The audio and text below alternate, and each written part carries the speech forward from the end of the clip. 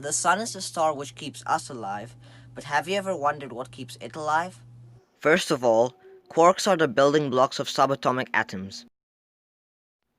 In the beginning of our universe, lots of protons were being made by these quarks.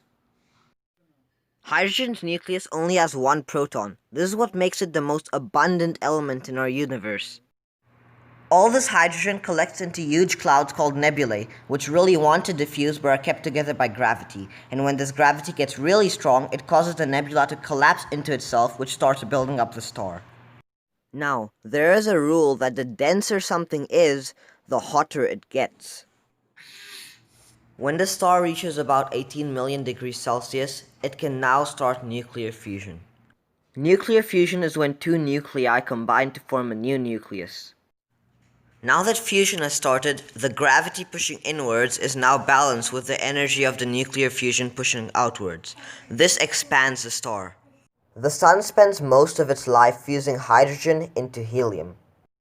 And how does this happen? Well, first we need to turn a proton into a neutron. And this will happen once we turn one of its up quarks into a down quark. And with this new formation, we should be getting a neutron. This neutron now combines with hydrogen to form deuterium. Deuterium then combines with another hydrogen to form 3,2 helium, and two of these 3,2 helium finally form pure helium plus 2 protons. This helium actually has less mass than the 4 hydrogen used to create it, and this loss in mass is what converts into energy. Once almost all of the hydrogen atoms have turned into helium atoms, the core contracts once more to get denser and hotter.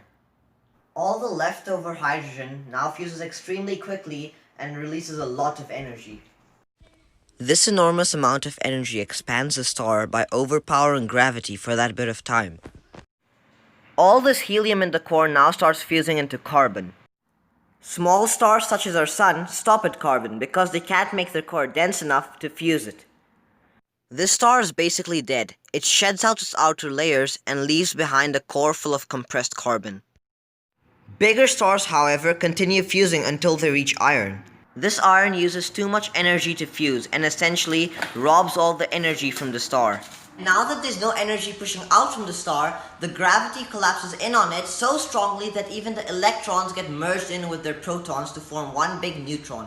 This is called a neutron star, and if it gets even denser, it will form a black hole. This whole process bounces off of the core and outwards to form a supernova explosion, through which all the elements made are dispersed through the universe.